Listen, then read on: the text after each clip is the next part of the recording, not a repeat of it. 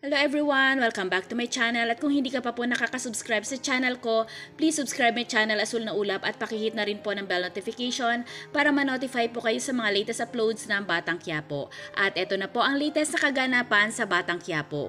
Naghanda na ang mga pangkat ni Primo sa pagsugod ng mga grupo ni Agustos dahil alam nila na anumang oras susugod sila para patayin sila Primo at agawin naman si Amanda.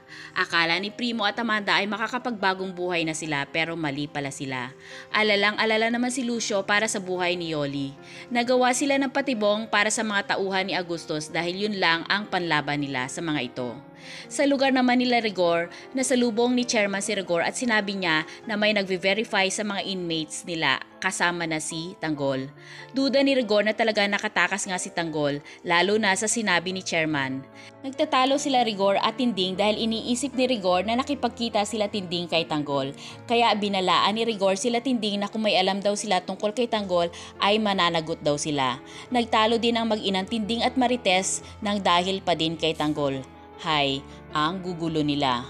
Sa kwarto naman ni Mokang, hawak niya sa pagitang bigay ni Tanggol at inaalala niya kung paano siya minahal at inalagaan ni Tanggol at sana daw ay mailigtas pa siya ni Tanggol kahit sa huling sandali. Sa kwarto naman ni David, hindi niya malaman kung anong swerte ang inabot niya dahil nakalatag ang napakaraming pera sa harapan niya.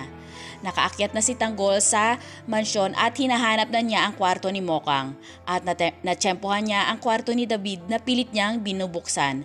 Narinig ni David yon kaya pasigaw siyang nagtanong na sino ba yan? Magkita kaya sila David at Tanggol sa oras na yon? Abangan natin ang kapanapanabik na mga kaganapan dito lang po sa Batang Quiapo. At kung hindi ka pa po nakaka-subscribe sa channel ko, please subscribe my channel Asul na Ulap at pakihit na rin po ng bell notification para ma-notify po kayo sa mga latest uploads na Batang Quiapo. Maraming salamat po!